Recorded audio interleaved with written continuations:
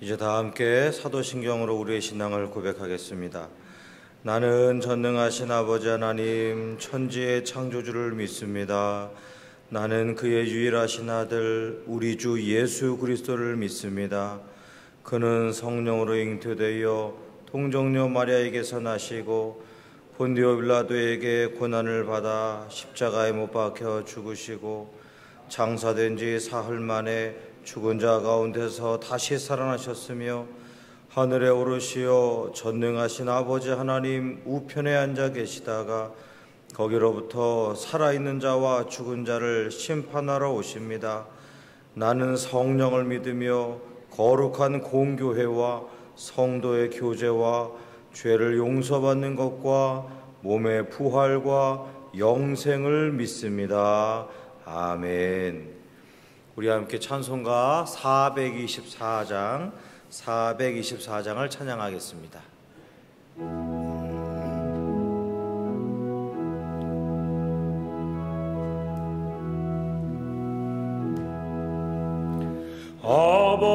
아버지여 나의 마음을 맡아주고 안하시고 완악하고 교만한 것 변케 하여 주소서. 온유하고 겸손하여 화평하게 하시고 망령되고 악한 일을 물리치게 하소서.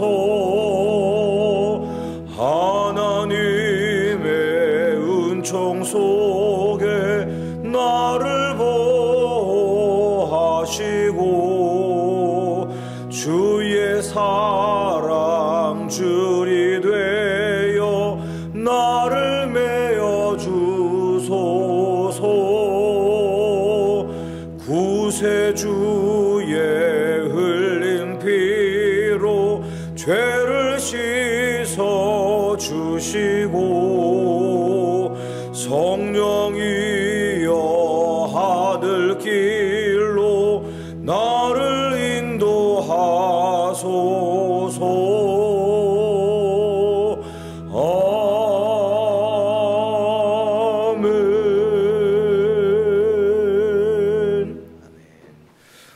오늘 이 아침에 우리에게 주신 하나님의 말씀은 신약성경 마가복음 11장 11절부터 19절까지 말씀입니다. 마가복음 11장 11절부터 19절까지 말씀을 저와 여러분이 한 절씩 번갈아 교독하시고 마지막 19절은 합독하겠습니다. 11절입니다. 예수께서 예루살렘에 이르러 성전에 들어가사 모든 것을 둘러보시고 때가 이미 저물매 12 제자를 데리시고 베다니에 나가시니라. 그날 그들이 베다니에서 나왔을 때에 예수께서 시장하신지라. 멀리서 잎사귀 있는 한 무화과 나무를 보시고 혹 그 나무에 무엇이 있을까 하여 가셨더니 가서 보신즉 잎사귀 외에 아무것도 없더라. 이는 무화과의 때가 아님이라. 예수께서 나무에게 말씀하여 이르시되 이제부터 영원토록 사람이 내게서 열매를 따먹지 못하리라 하시니 제자들이 이를 듣더라. 그들이 예루살렘에 들어가니라. 예수께서 성전에 들어가사 성전 안에서 매매하는 자들을 내쫓으시며 돈 바꾸는 자들의 상과 비둘기 파는 자들의 의자를 둘러 엎으시며 아무나 물건을 가지고 성전 안으로 지나다님을 허락하지 아니하시고 이에 가르쳐 이르시되 기록된 바 내 집은 만민이 기도하는 집이라 칭함을 받으리라고 하지 아니하였느냐. 너희는 강도의 소굴을 만들었도다 하시매 대제사장들과 서기관들이 듣고 예수를 어떻게 죽일까 하고 꾀하니 이는 무리가 다 그의 교훈을 놀랍게 여김으로 그를 두려워하밀러라. 그리고 날이 저물매 그들이 성 밖으로 나가더라. 아멘. 어제 우리는 예수님께서 나귀의 작은 것, 곧 나귀 새끼를 타시고 예루살렘 성에 입성하시는 장면을 봤습니다. 그런데 오늘 본문을 보니까 예루살렘에 입성하신 예수님께서 가장 먼저 찾아가신 곳이 성전이었습니다. 왜냐하면 하나님의 백성으로 선택받은 선민으로서의 이스라엘, 곧 유대인들의 그 중심, 핵심, 고갱이는 왕궁이 아니라 성전이었기 때문입니다. 그래서 성전을 통하여 하나님께서 성전을 솔로몬이, 물론 아버지가 다 준비했지만 솔로몬이 성전을 다 완공하고 하나님 앞에 바칠 때에 하나님께서 솔로몬의 기도를 들으시고 내가 이곳을 주목하여 바라보고 이곳에서 기도하는 것에 귀를 기울이리라 하고 성전 중심, 다시 말해서 이 건물로서의 성전이 아니고 하나님 앞에 예배드리는, 영과 진리로 예배드리는 공동체로서의 이스라엘 백성, 유대인들을 하나님이 주목하시겠다고 약속하셨기 때문에 이스라엘 유대인들의 중심은, 고갱이는, 핵심은 성전이었습니다. 그러니까 그 성전을 예수님께서 가장 관심 가지신 이유는 이들이 정말 내가 알고 있고 듣고 있는 바 하나님 앞에 온전치 못한, 선민답지 못한 모습을 갖고 있느냐 직접 보고 싶으셨던 겁니다. 그래서 성전에 들어가셔서 11절 보면 모든 것을 둘러보시고 라고 이렇게 나와 있는데, 이 둘러보시다 라는 단어가 페리블레포라고 그래가지고 그냥 쓱 한번 보시는 게 아니라 샅샅이 면밀하게 살펴보시는 것을 말씀합니다. 마치 느헤미야서를 보면 느헤미야가 밤새 달려와가지고 예루살렘 성벽이 무너진 것을 샅샅이 돌아봤던 것처럼 예수님께서는 성전을 면밀하게 살펴보셨습니다. 건물의 붕괴 여부 뭐 이런 거를 둘러보신 게 아니고 성전에서 이루어지고 있는 일들, 그 안에 다니는 사람들, 그 안에서 이루어지고 있는 행위들을 샅샅이 둘러보시고 겉모습만 보신 것이 아니라 그 사람들의 속까지도 다 살펴보신 거죠. 그리고 그날은 일단 해가 저물매 그냥 베다니로 나가셨다가 다음날 12절 보니까 이튿날 다시 예루살렘 성으로 향하고 계십니다. 그런데 예루살렘 성을 향하고 계신 예수님의 눈에 이파리만 무성한 무화과 나무가 눈에 띄었습니다. 12절 13절 보시면 13절에 멀리서 잎사귀 있는 한 무화과 나무를 보시고 이렇게 나오는데, 우리 한글 성경을 보면 잎사귀만 무성한 무화과 나무를 보시매 이렇게 나옵니다. 성경에 특별히 포도나무나 무화과 나무는 그냥 나무가 아니라 이스라엘을 가르칩니다. 그러니까 포도나무나 무화과 나무에 빗대어서 하나님께서 선지자들의 입술을 통하여 이스라엘 또 유대 족속을 향하여 복을 주실 것인지 벌을 주실 것인지 빗대어 비유로 말씀하신 적이 굉장히 많습니다. 그러니까 오늘 본문은 잎사귀만 무성한 무화과 나무를 보시고 예수님께서는 지금 이스라엘 유대 족속의 현재의 상태를 말씀하시는 겁니다. 보시고 예수님께서 시장하여 무화과 나무 열매를 구하셨지만 없다라고 말씀하셨습니다. 그리고 진노하셔서 다시는 너에게서 사람들이 열매를 얻지 못할 것이다. 물론 지금은 4월 중순쯤, 그러니까 6월절 근처쯤 되는 시기이긴 합니다. 그래서 무화과 나무가 3월쯤에 싹을 돋우고 6월부터 열매를 내기 시작해서 7월, 8월 달에 무화과 나무 열매가 가장 풍성할 때이기 때문에 사실 적기는 아닙니다. 수확에 적기는 아니지만 작년에 났던 옛가지에서 한두 개 정도는 달릴 수 있으련만 그것마저 열매가 없는 겁니다. 열매가 하나도 없이 뭐만 무성하냐? 이파리만 풍성합니다. 그러니까 사실 시장하신 예수님 입장에서는 이거 쓸모없는 나무죠. 이것은 이스라엘 유대 백성들의 현재 영적 상태를 두고 말씀하신 겁니다. 하나님이 원하시는 열매, 하나님이 기뻐하시는 열매는 하나도 없이 그냥 울리는 꽹과리처럼 시끄럽기만 하고 아무것도 얻을 게 없는 이스라엘 민족의 현 상태. 그래서 이 14절 말씀 보시면 이제부터 영원토록 사람이 내게서 열매를 따먹지 못하리라. 무화과 나무를 바라보시고 말씀하셨지만 실상은 이제 촛대가 옮겨졌다. 너희들을 통하여 하나님의 구원은 선포되지 않는다.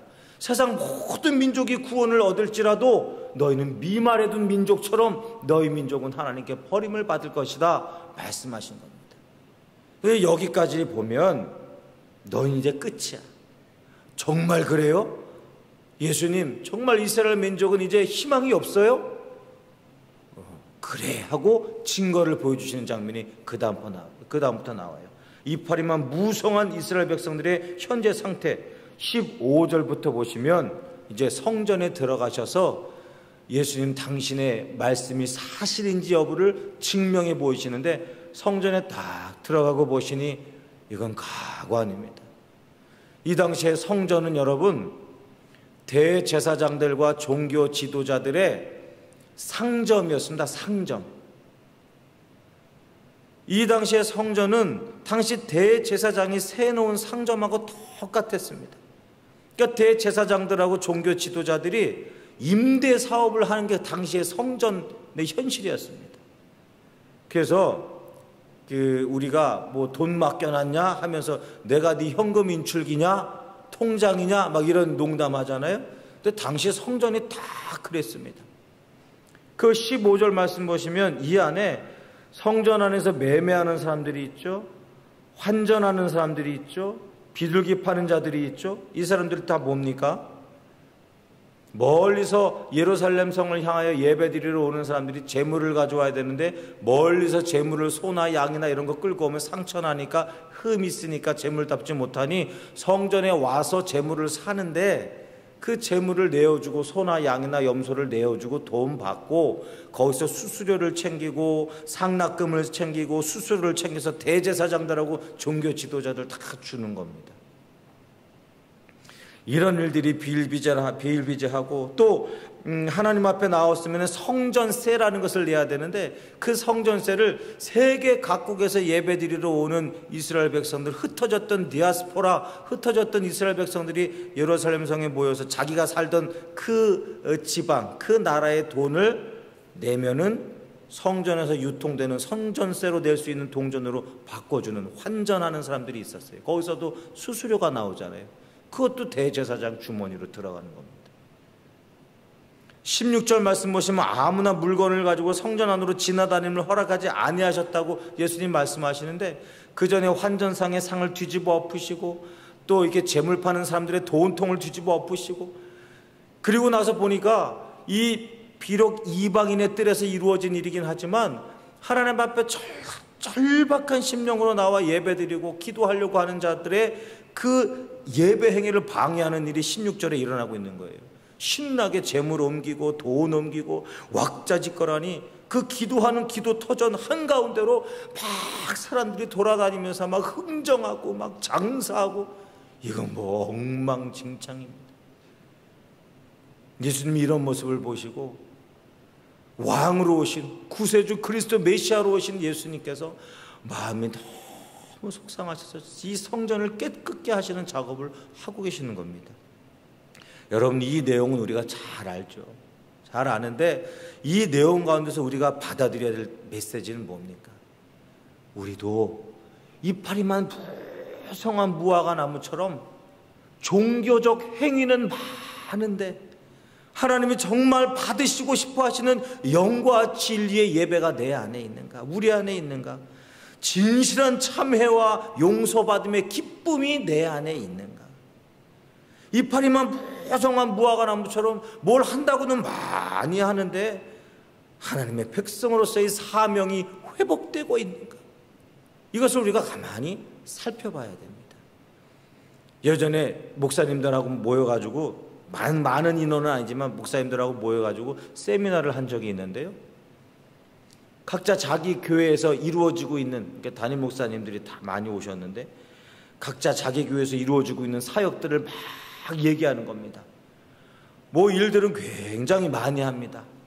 그런데 그 회의들을, 세미나를 계속 하다가 누구 한 분이 굉장히 마음에 찔리는 말씀을 하기 시작했는데, 그 말씀을 하기 시작하니까 돌아가면서 방금 전까지만 해도 우리 교회에서는 이것도 해요, 저것도 해요, 그것도 해요, 막 풍성하게 백화점식으로 열심히 뿌글뿌글 이게 사역을 많이 하는 얘기들을 쭉 하다가 이제는 반성하는 말들이 한 바퀴 쭉 돌기 시작하니까 이 거품이 싹 가라앉더니 오늘 본문에 나오는 얘기를 하는 겁니다. 이파리만 무성한 무화과나무처럼 그냥 이 사역한다 저 사역한다 막 뿌글뿌글 하는데 실상 우리 안에 하나님 앞에 영과 진리로 올려드리는 예배는 있는가? 매번 예배 때마다 하나님 앞에 가슴을 치며 참여하며 정말 참 하나님의 백성처럼 답게 살고자 하는 회심의 역사가 있는가? 그 서로 이제 간증하기 시작하는 거예요. 그러면서 그 세미나가요 기도회로 바뀌었어요. 그러면서 그 기도회가 깊어지기 시작하니까 이 목사님들이 막 가슴 치면 하나님 제 탓입니다. 제가 사람들에게 보이려고 성과를 내려고 뭐 다른 교회랑 비교하면서 막 이렇게 하나님 백화점식으로 사역했습니다. 막 이러면서 가슴을 치면서 눈물로 같이 했습니다. 정말 은혜스러웠어요, 그 세미나가. 여러분, 오늘 이 본문의 말씀을 통해 우리는 우리 자신을 돌아봐야 됩니다. 하나님, 이파리만 무성한 저 용서해 주옵소서. 하나님이 찾으시는 열매, 영과 진리의 예배, 진실한 참회와 구원의 기쁨이 제 안에 있습니까? 하나님이 저를 백성으로 자녀로 불러주셨는데 아버지 앞에 온 마음 다해 살아드리고 싶은 그 헌신의 열정이 제 안에 있습니까? 하나님, 저를 용서해 주옵소서. 하나님께서는 저를 그리고 우리를 만민이 기도하는 집으로 부르셨는데 강도의 은신처처럼 아버지 앞에 또아리 틀고 있는 교만함과 고집은 버리지 아니하고 살고 있지 않습니까? 하나님, 저를 용서해 주시옵소서. 머리끝부터 발끝까지 하나님이 원하시는 생명으로 충만하게 해 주시옵소서. 이 회개가, 이 참회가, 그 다음에 찾아오는 기쁨의 은혜가 우리 가운데 있어야 합니다. 이것이 있지 아니하고서는 우리는 역동성 있는 신앙을 할 수가 없다는 거죠. 이것이 있지 아니하고는 우리는 하나님 앞에 구원의 감격으로 춤추며 찬양하는 은혜를 회복할 수 없다는 것입니다. 오늘 하루 한 날 살아갈 때 우리 안에 보여지는 이파리는 하나 없어도 되지만 아버지 앞에서 하나님 찾으시는 튼실한 영적 열매를 풍성하게 맺어드리는 그런 오늘 하루가 될 수 있기를 간절히 원합니다. 기도하겠습니다.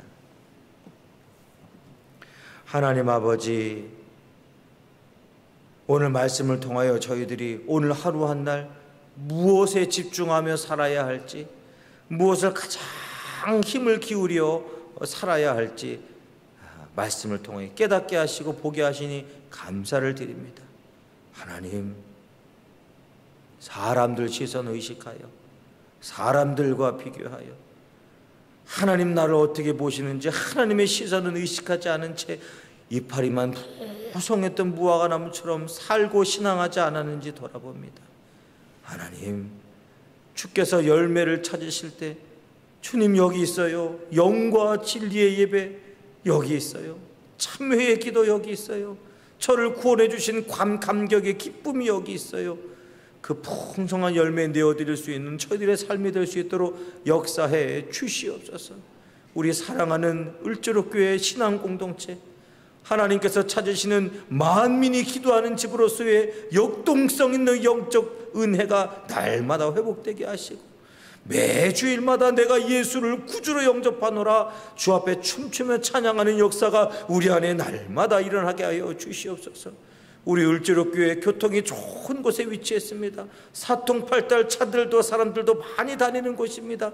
이 열려진 여러 길로 복음을 전파하는 역사가 있게 하시고 수많은 자들이 진리의 빛을 찾아 사랑하는 이 을지로 동산으로, 을지로 공동체로, 우리 교회로 향하여 찾아올 수 있는 믿음의 전초기제가 될 수 있도록, 도심 속 영혼의 쉼터가 될 수 있도록 하나님 역사하여 주시옵소서. 오늘 하루 한 날도 하나님 손 꼭 잡고 살기를 원합니다. 하나님 함께해 주시옵소서. 감사를 드리며 예수님의 이름으로 간절히 기도드리옵나이다.